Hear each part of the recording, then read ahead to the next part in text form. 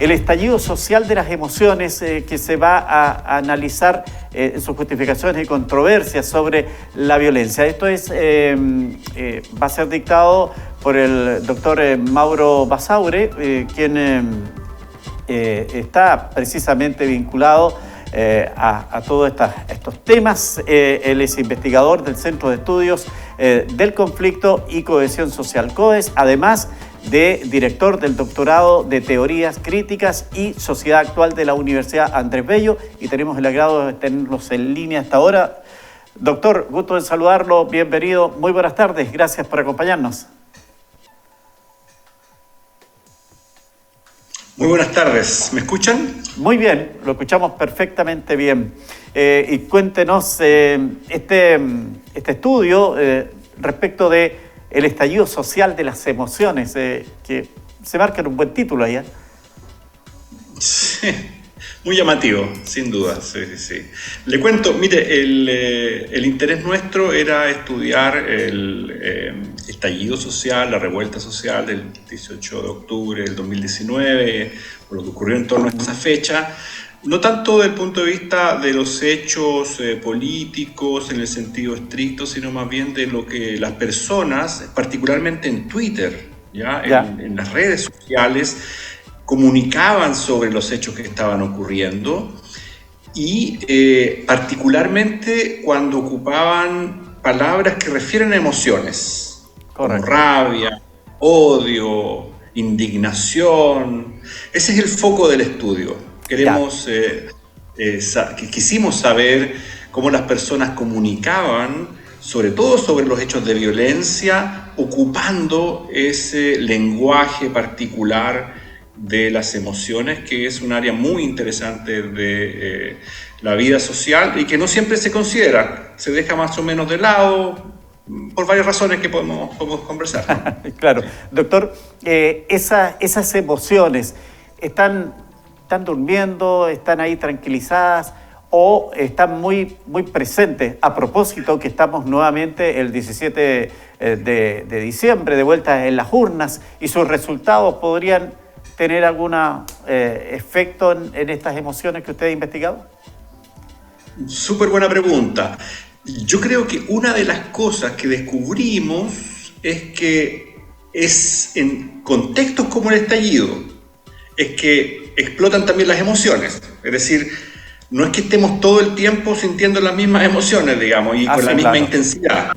Es decir, es que una de las características de este tipo de hechos, ¿no? Que no solamente ocurren en Chile, y no es la primera que ocurre tampoco en Chile, es que salen las emociones a flor de piel y después bajan, ¿ya? Entonces, había que tomar el momento. Por eso los Twitter, la fuente que nosotros tomamos es de la época. No es que estemos preguntando hoy día a las personas qué es lo que sienten o lo que sintieron, sino que lo tomamos en el momento, ¿ya? Porque después eso cae. Ahora, en función del 17 de diciembre y lo que viene, yo creo que van a ser otras emociones distintas, ¿no? Hoy día ya están más bien las emociones que tienen que ver con... podría ser, no tengo un estudio para mostrarlo, tal vez el hastío del proceso, miedos por cuestiones que tienen que ver con seguridad, y en el contexto del estallido eran otras emociones, eran básicamente cuestiones como rabia, odio, indignación, tanto frente a la violencia, cuando uno decía esto se justifica por la rabia, como da rabia que la gente destruya las cosas, etcétera, ¿no? Es decir, hay una controversia, por eso también hablamos de controversia. No es un estudio sobre por qué ocurre la violencia, eso, ¿no? Cuáles son las emociones detrás de la violencia, sino que es como un teatro esto, ¿ya? ¿Qué opina la gente que está mirando lo que está ocurriendo y cuáles son las emociones que eso le produce? Claro, y estas emociones se reflejan a través de situaciones que ocurren, momentos que se viven. Usted mencionaba, por ejemplo, el tema de la seguridad, que hoy día es uno de los que mayormente la población nacional está haciendo foco, pero también hay temas de los precios, ¿cierto? Está la situación del desempleo. Digamos, hay como un tema pendiente desde el Estado hacia las personas. Y entonces eso también puede generar emociones. sin duda. De hecho, lo que se dice en general en la literatura, y una de las cosas que se decía en torno al estallido, es que, y es lo que reflejaba este eslogan, no son 30 pesos, son 30 años, ¿sí? Es que en realidad hay una acumulación de emociones negativas a propósito de la situación de vida económica y política, ¿no? Económica, por un lado, por lo que menciona usted, ¿no? Que tiene que ver con déficit en salud, en educación, en pensiones, etcétera. Y política porque durante muchos años, pese a las protestas, no se daba salida, no se daba solución a esas cuestiones, pese a que la gente estaba manifestándose en protestas, en marchas, etcétera, en la calle. Entonces están esos dos elementos. Por el otro lado, hay personas que dicen eso nunca va a justificar hechos como los del 18 de octubre, ¿no? Entonces, y ahí ocupan otras emociones. Entonces, lo interesante acá es ver que las emociones son distintas para diferentes cosas. Yo creo que las que van a tener, o las que están teniendo lugar hoy día, son distintas a las que tuvieron lugar en el 18 de octubre, y eso es lo interesante de estudiarlas, ¿no? Se movilizan de manera distinta. Los políticos, ¿no?, apelan a cosas distintas. En la literatura se muestra o se dice que en general la derecha más radical tiende a ocupar mucho la cuestión de las emociones, y sobre todo las emociones que tienen que ver con el miedo, ¿no? El miedo de las personas, el miedo, y entonces ahí se dan soluciones y se proponen soluciones. Pero eso no es un tema que yo esté estudiando hoy día. Básicamente me concentro en lo que ocurrió en el estallido a propósito de lo que las personas decían. Sí, hay ejemplos recientes respecto, uno podría sostener de que las emociones están independientes incluso de la opinión política o doctrinaria que pueda tener la persona. Ya está, por ejemplo, el ejemplo de Argentina, donde el peronismo es derrotado en un tema histórico y no todos precisamente están en la línea del presidente, pero dijeron, hay una manera de cambiar, y establecieron esa premisa y entregaron el voto, aún no sentirse parte de esa mirada ideológica que tiene el nuevo presidente argentino. Muy interesante el punto, porque ¿qué podría acotar yo a lo que usted dice con mucha razón? Lo que yo acotaría es que muchas de las cuestiones involucradas no eran solamente argumentos racionales, no eran argumentos en el sentido de argumentos políticos sobre la cuestión de la economía y del Banco Central, y entonces yo por eso voto, ¿no?, porque estoy de acuerdo con que se elimine el Banco Central o que se eliminen ciertos ministerios, ¿no?, sino que mucho de ese voto responde a cuestiones emocionales, ¿no?, como directamente, por ejemplo, la noción de odio a una casta, ¿no?, el concepto que se ocupa es una casta, ¿no?, la rabia frente a la casta. Eso es lo que moviliza una candidatura. Ahora, eso no es particular de Milei, ¿eh? Eso es una cuestión que está ocurriendo cada vez más en política. Yo creo que estamos en un proceso de cambio donde la cuestión de las emociones está jugando un rol cada vez más en política. De eso, a mí no me gusta hablar de eso porque supone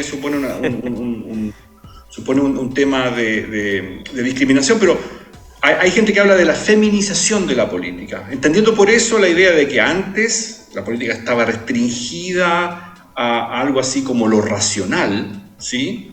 Y de hecho, recordemos que uno de los motivos por los cuales a las mujeres se les excluía del voto, ¿no?, hasta los años 50, era porque supuestamente ellas no tenían ese componente de racionalidad y trabajaban básicamente con la emoción. Entonces estaba esta dicotomía entre razón y emoción, mente, cuerpo, ¿no?, estas dicotomías, ¿no? Y hoy día, en esta transformación, esa dimensión que era rechazada, la dimensión emotiva, entonces está entrando cada vez más a la política y se está valorando más, ¿no?, como una dimensión clave para movilizar, para ganar votos. Sí, claro. Doctor, ya un signo de que efectivamente lo emotivo, lo emocional está dentro de los chilenos hoy día, a propósito de que número significativo, mayoritario, quería tener una nueva constitución. Cuando presentan el proyecto, esa misma mayoría lo rechaza. Y cuando dice vamos a hacer una nueva constitución, a quienes eligen para que sean parte de este proceso es precisamente al representante de un partido que decía, no, nosotros no queremos una nueva constitución. Entonces queda todo así como medio enredado, por decir lo mínimo. Es cierto, hay harto de paradojal en esto, ¿no? De hecho, hoy día un político muy conocido hablaba de que un grupo importante se había tragado un sapo, ¿no? A propósito de todo lo que está ocurriendo.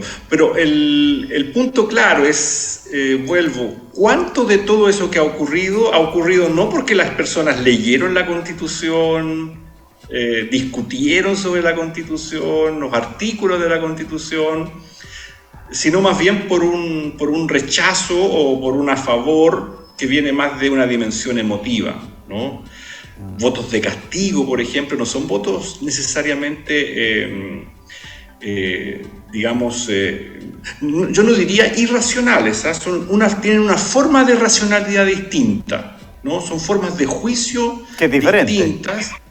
Diferente, no me gusta la dicotomía racional-irracional como si esto fuera completamente negativo. Yo creo que precisamente lo que está ocurriendo hoy día es que estamos viendo que en las emociones hay todo un mundo que se puede movilizar tanto en términos negativos como en términos positivos, tanto para fortalecer la democracia como para debilitarla, ¿no? Y es ahí entonces donde está la disputa, ¿no? La controversia de la que yo también hablo y que es la que más me interesa estudiar, ¿no? Bueno, sí. Esta conferencia es abierta a todo público mañana desde las 10 desde las 10 horas ahí en el hall de la Biblioteca de la Universidad de la Frontera, ¿verdad? Así es. Ahí me gustaría conversar más en detalle cómo se hizo el estudio y cuáles son sus implicancias, ¿no? Yo creo que es bonito ver estos hechos que han ocurrido en Chile desde una perspectiva distinta, ¿no? Y esto yo creo que sí es una perspectiva distinta sobre el 18 de octubre, ¿no? Científica en todo caso, más que discutir de política, vamos a ver qué es lo que pueden entregar las ciencias sociales a la mejor comprensión de estos hechos, ¿no? Todos invitados entonces, agradecer la gentileza de Mauro Basaure, profesor titular de Sociología de la Universidad Andrés Bello, director del doctorado en Teoría Crítica y Sociedad Actual, además investigador del Centro de Estudios de Conflicto y Cohesión Social, COES. Así que esperar que mañana el público pueda participar activamente del tema que va a desarrollar, doctor. Ojalá. Muchas gracias por la entrevista. No, a ustedes, gracias. Que le vaya muy bien.